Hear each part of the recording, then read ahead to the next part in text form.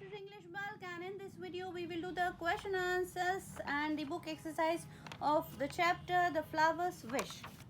And we have given some words and we have to make a sentence by using these words, and we have to write the meaning of these words. So मैंने यहाँ पे synonym भी लिखा हुआ है, इनका same meaning word भी लिखा है. Let's learn. So woven का मतलब होता है knitted, बुना हुआ. जैसे स्वेटर बनाते हैं ना, बुनते हैं.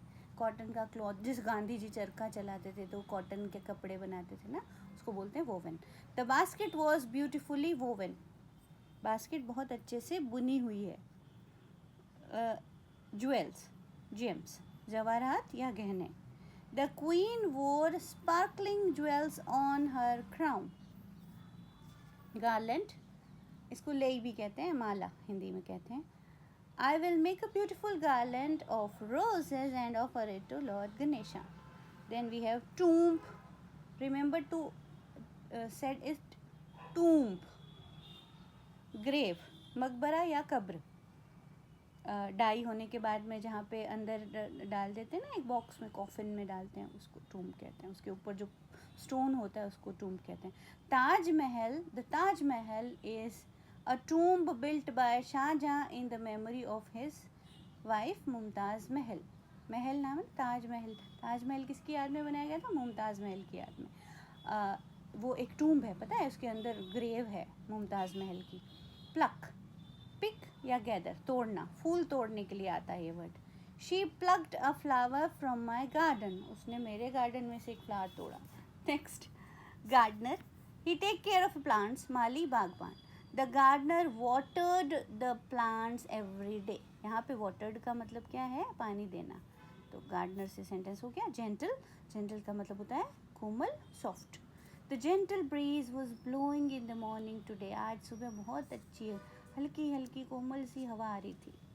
What did you understand from this poem. हमने ये जो पोएम पढ़ी थी, जो एक्चुअली में एक इंग्लिश ट्रांसलेशन था माखन लाल चतुर्वेदी जी की कविता पुष्प की अभिलाषा ना, wish of the flower.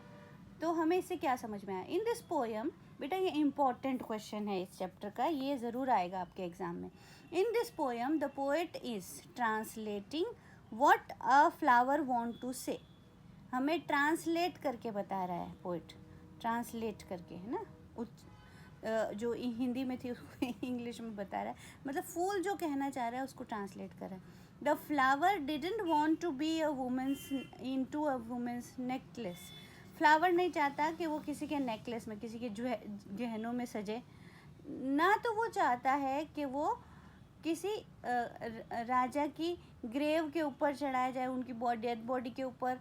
Not to be offered to God. ना ही वो चाहता है कि वो जो है भगवान को चढ़ाया जाए. वो फूल जो है वो देशभक्ति की भावना से भरा हुआ है, देशभक्ति है उसमें. The flower just want to be plugged and be sacrificed itself just for the land. It is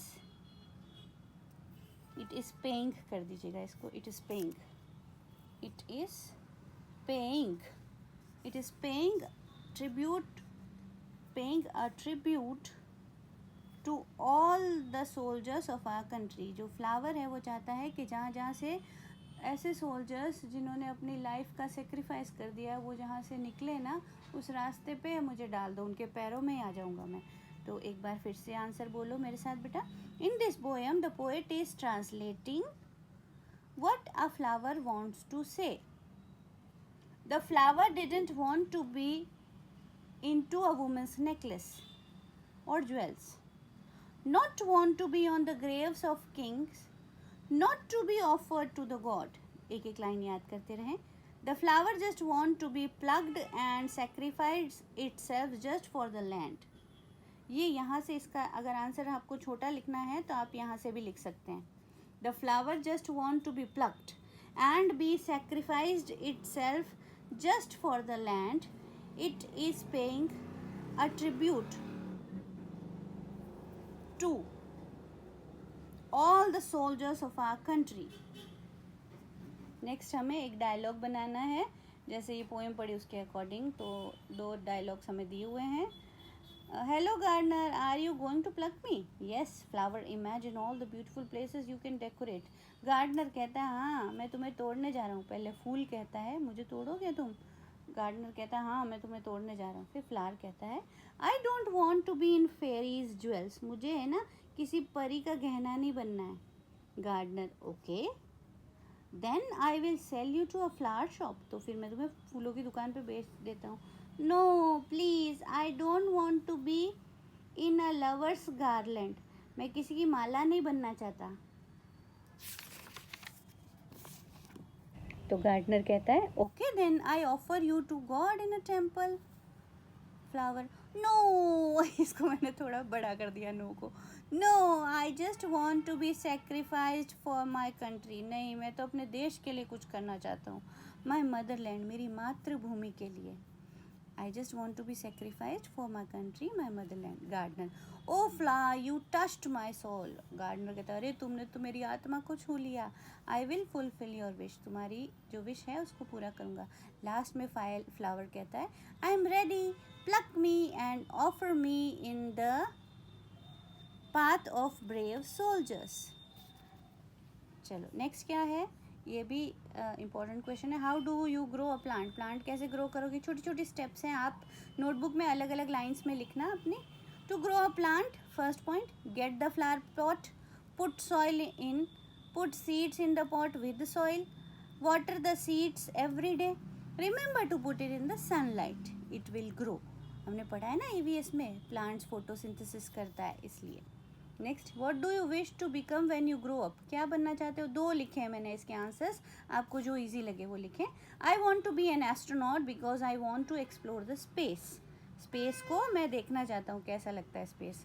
next, I want to become a teacher because I have a passion of learning, मेरे अंदर है ये बहुत जोश जुनून है मेरे अंदर सीखने का और शेयर करने का अपनी नॉलेज को. ठीक है. अच्छा इसके बाद में जो है होमोनियम्स. होमोनियम्स क्या होते हैं, ऐसे वर्ड्स जो बोलने में एक जैसे लगते हैं लेकिन उनकी स्पेलिंग डिफरेंट होती है. जैसे did you know flower and floor, इसका मतलब होता है आटा, है ना. इनको एक जैसा प्रोनाउंस करते हैं, flower flower. There are more words that have different spellings but same sound, spelling अलग है लेकिन साउंड सेम है. टू, ये भी टू है ये भी टू है. हियर, ये भी हियर है, इसका मतलब होता है यहाँ, इसका मतलब होता है सुनना. सी देखना और ये सी है समुद्र. सन सूरज और ये बेटा.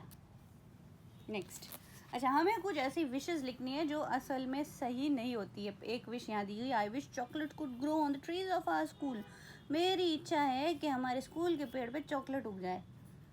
I wish for a car और रोबो कार, मेरे पास एक रोबोट वाली कार हो जो रोबो भी बन जाए. Walking with my grand father, जो नहीं है. On the petals in the air, मैं अपने दादाजी के साथ चल रहा हूँ. Okay. Launch on a swing, मैं एक झूले पे बैठा और एक सितारे पर पहुँच गया. आई पोजेस अ जीनी, मेरे पास एक जीनी है. My super hero Krish is actually my maths teacher, मेरे मैथ्स के टीचर है ना.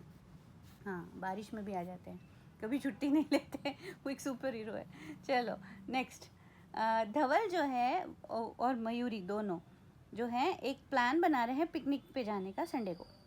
तो आपको हेल्प करनी है प्लान बनाने में. On this picnic they will be doing the following things, क्या क्या करना है. Going to park, laying the making sandwiches, playing badminton, coming back to the evening.